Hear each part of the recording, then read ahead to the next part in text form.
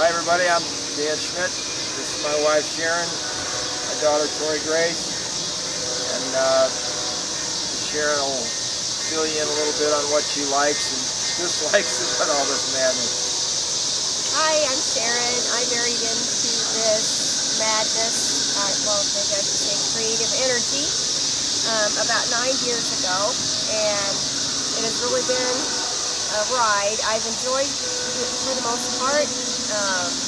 I haven't had a whole lot to do with it. I've stayed in the background and tried to be as supportive as I can.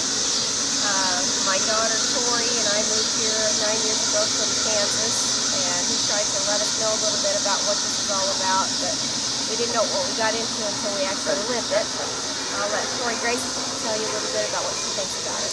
I'm Tori, and this is my stepdad, Dan. And when we first moved here, I was really excited, and I felt so cool because I was like just happy with him, the blocks, I had the trains in my front yard. And as I got older, I loved to watch people come around from everywhere just to come see our house, and have them sit out on the bench and enjoy hot chocolate and stuff. And the thing I don't like about it though is I always hear Christmas music for over a month, blasting upstairs.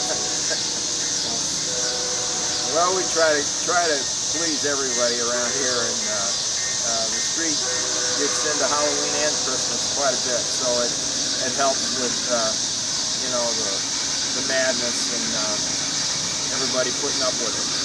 So, as far as how it all got started, it was about 16 years ago.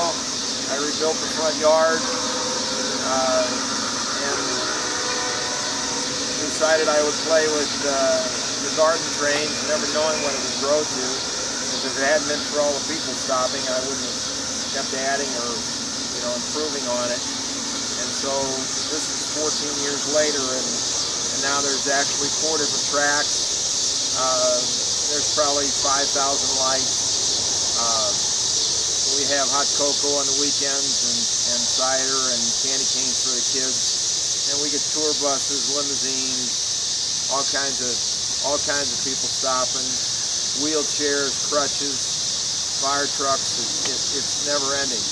One thing I noticed that I haven't seen a whole lot of the Christmas displays here in St. Louis because we're always so busy here, but the things that I have seen that I think everything's beautiful at Christmas and all the lights are fantastic, but I think what sets this display apart a little bit is that Dan has to be out here every night and watching those trains, and he's out visiting with people every night, so it becomes more personable and it's more of an experience. People have really to get out of their cars to see all the effects that he's worked so hard at, and he tries to build relationships with each one of these people that comes by. So I think that kind of sets the whole Dan's Emerald Forest theme apart from most of the Christmas displays that you see in the city. So it's become a tradition and just a national stop for families.